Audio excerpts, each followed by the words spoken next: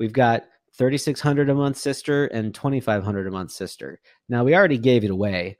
The 15-year gets done sooner in 15 years because it's a 15-year mortgage. Weird how that works. So weird how it works.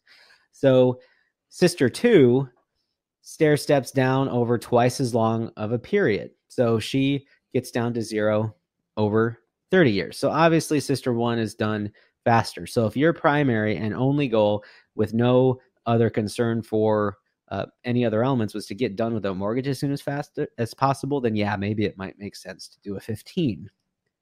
But is this the whole story? Well, I mean, we're doing this podcast, so no, it's not.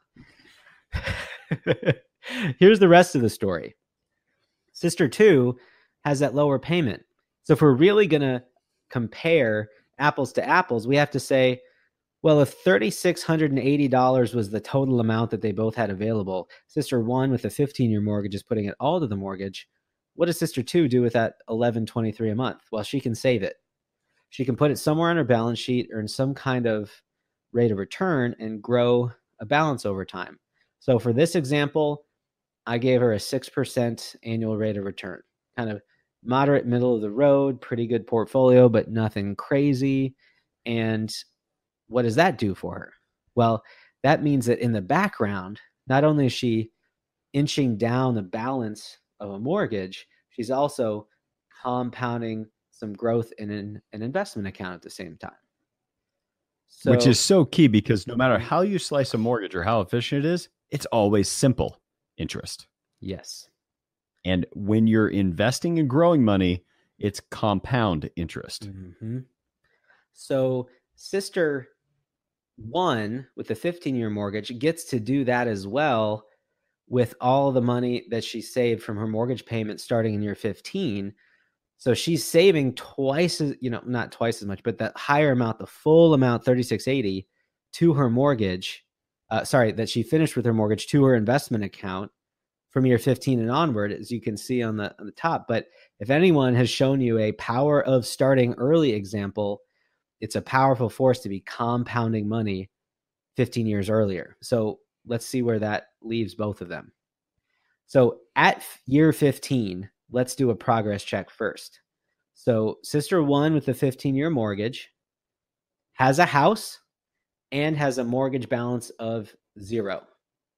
Sister 2 with the 30-year mortgage has a house, same exact value of those houses.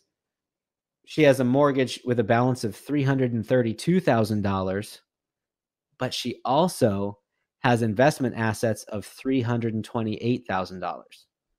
So, if I could take one step back for a moment here, Cory, the thing that I think is so easy to dust over is one sister has paid off her house altogether, meaning in simple terms, one sister has $332,000 mortgage left. The other one has $332,000 more in equity. It doesn't matter what the value of the home is. But the bottom line is that if that home went from being worth $500,000 and now it's worth, we'll just be conservative, call it $750,000 15 years later.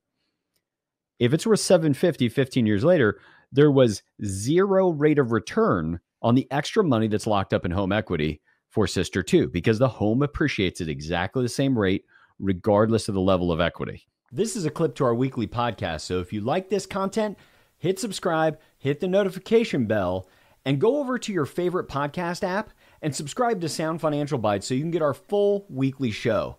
And as always, if our philosophy resonates with you and you want to chat with me or one of our advisors about our philosophy, see if it applies to you and your family, just follow the instructions in the description below.